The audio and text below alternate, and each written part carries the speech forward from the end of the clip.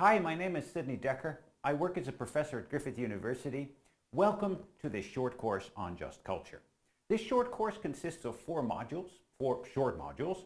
One is the introduction to all of the ideas. One is about retribution. The third one is about restoration. And then the fourth is about second victims. All of that should give you a good picture about how to create a just culture in your own organization.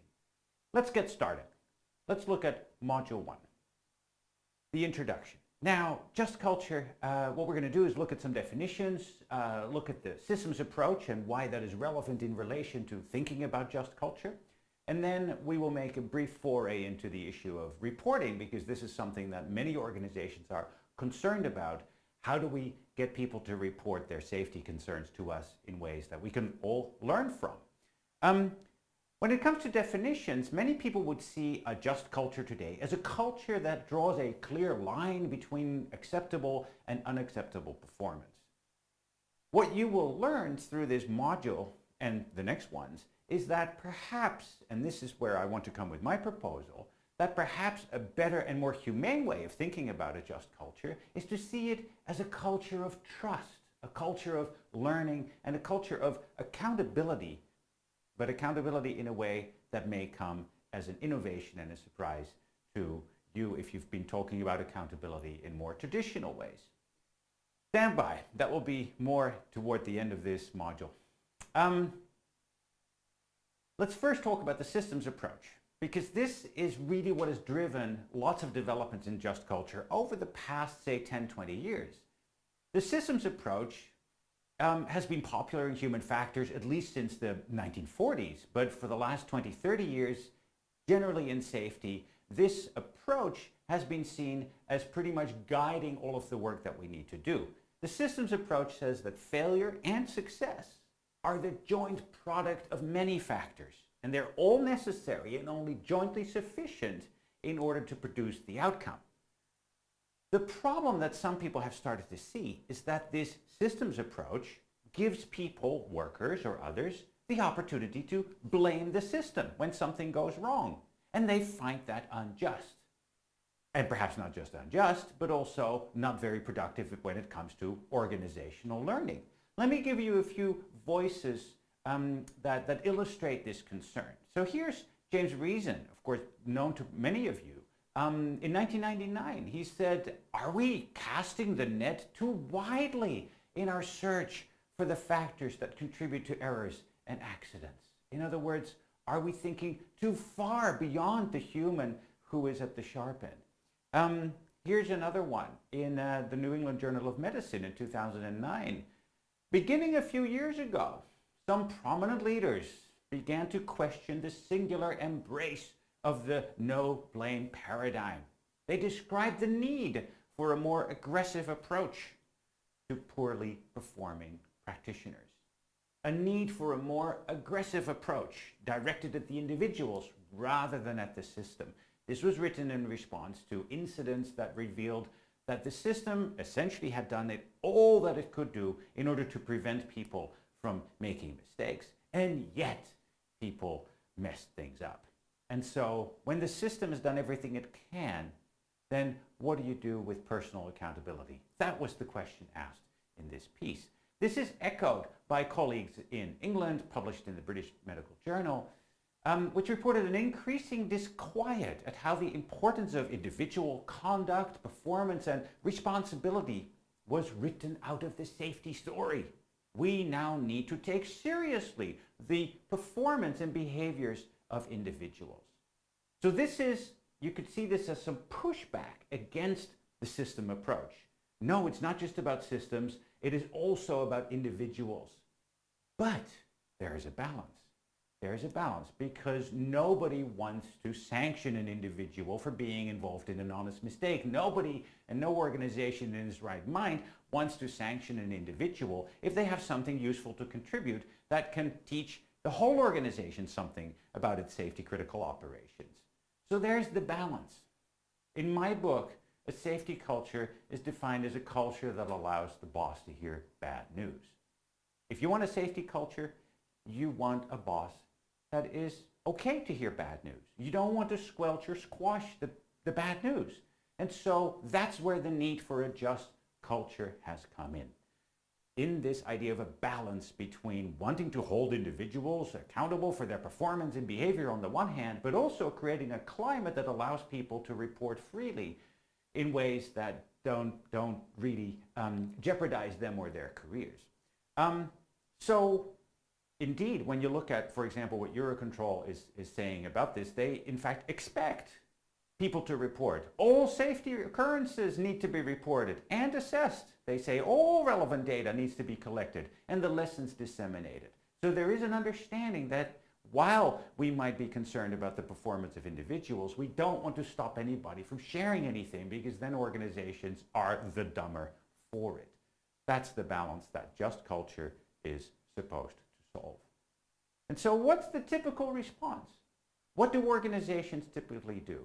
Well, let me continue with Eurocontrol, because they have a definition, or had a definition, that's relatively typical of many organizations today. Here it is.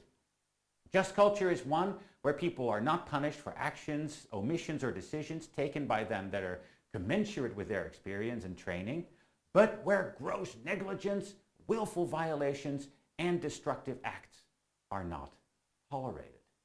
So this definition shows that you're okay with certain behaviors, but not with others. Again, there's this supposedly clear line between acceptable and unacceptable performance, and that is what generates or creates a just culture. But let's hang on a little bit. What do you mean? Punishing people? Holding them accountable? Does that mean blaming them? And for that matter, who gets to decide what constitutes negligence or willful violations? How do you distinguish a willful violation from a violation that's somehow not willful? These are really difficult judgments. And we'll get much more into this when we talk about retribution in the next module, and we'll unpack some of these difficulties. For now, let's just park it here for a moment with these questions in mind, and then just remember that neither negligence nor willful are human performance or human factors terms. These are not terms from the psychological lexicon. They are legal terms, all right? And so perhaps that's important to remember when you think about understanding why people do what they do. Now, so just park it there for a moment, and remember, we have this choice. Can we see a just culture as a culture that draws a clear line between acceptable and unacceptable behavior, and what problems does that create? Or toward the end of this course, can we think about just culture as one of trust, of learning, and of accountability in innovative, novel ways? Now a short foray into reporting, as I promised at the beginning, and that will be the conclusion to this first module. So reporting. What does the literature say? I'm going to be painting it with a broad brush here, obviously, because I don't want to spend a lot of time on it. But essentially, this is the challenge. So first, you want to get people to report. But then, and this is problematic with many reporting systems, you also want people to keep up reporting. So don't just get them to report and then bleed or run into the sand again. No, you want to keep it up because you want to keep learning. These are two different problems, and they need different managerial work in order to actually function.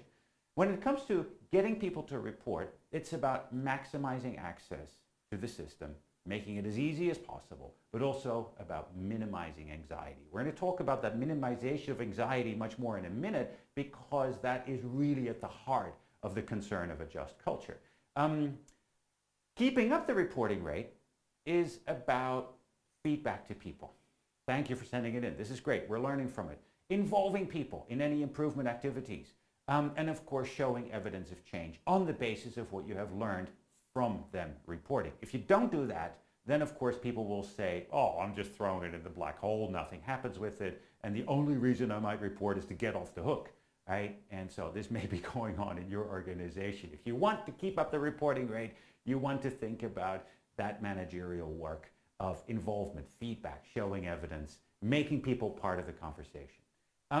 But back to the minimization of anxiety, because I assume that you have your own ways of thinking about how to maximize accessibility to your reporting system. And there's some really straightforward things, right? Make the forms easy to find. Don't make sure, if it's computer-based, I know of one system where people have to put in a lot of their data before they even can start with the story, whereas where they really want to log on for is to tell the story. And so by the time they get to the story, there's already 5 pages of data that they've had to talk about, which is very off-putting. And I see people just saying, oh, that's too hard.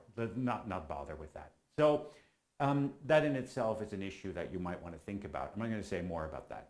Minimizing anxiety. Let's talk about that, because that really, as I said, is at the heart of the just culture issue. So minimizing anxiety is really to deal with questions such as these, right? What will happen to the report after I send it in? Who's going to see the report? Will it jeopardize myself? Will it jeopardize my career, my colleagues? Or will this make legal action against me easier? So those are all questions that people can typically ask if you don't resolve this and communicate this beforehand. So how do the most successful reporting systems do this? Well, they have this in common. They're voluntary, they're non-punitive, and they are protected. What does that mean? Let's talk about that in turn a little bit. So voluntary means that it's not compulsory, but there are reporting systems that make reporting compulsory. You shall report anything that presents a safety risk or that could present a safety risk.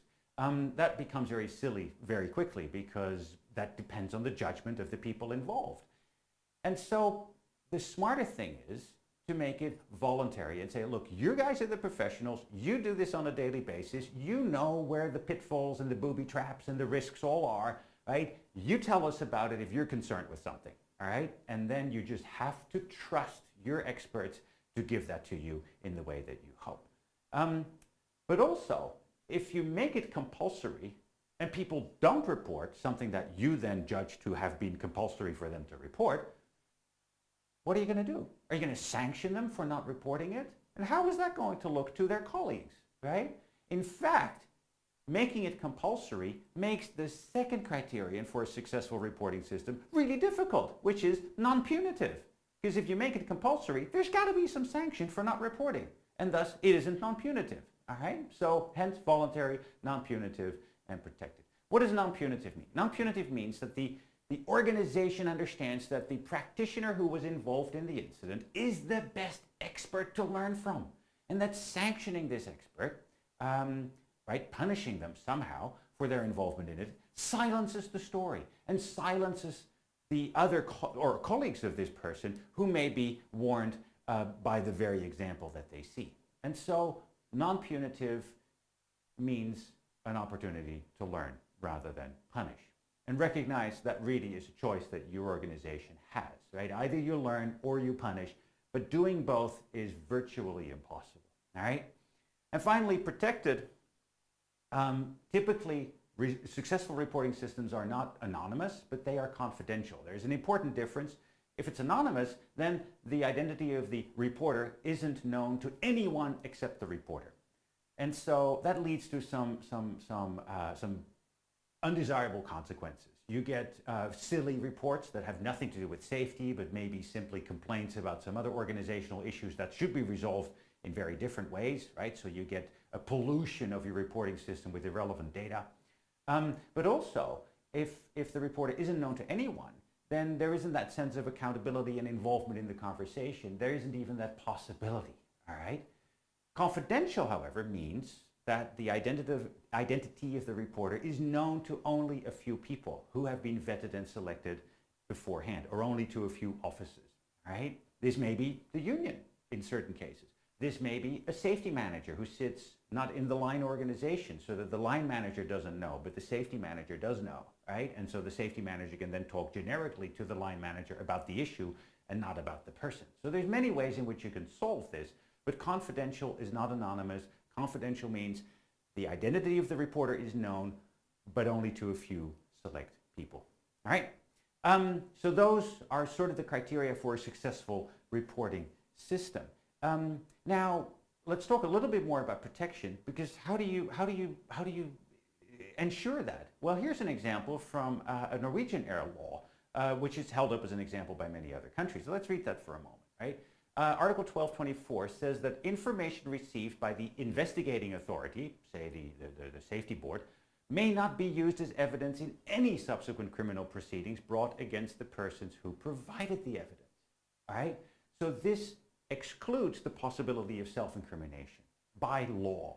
Now, what's interesting for you to think about is, how do you have that solved in your organization? What about self-incriminating against employment action against your people? What if they come with a piece of safety information in which, yes, an incident, they were involved, and they voluntarily disclose this to you as per the previous 3 points, and then you still respond to them in ways that may jeopardize their employment? What protections do you have in place? What do you have written down? What agreements have you entered into? These are very important questions to answer before you have an incident, because you want to create that climate of openness and disclosure and trust and learning even before anything.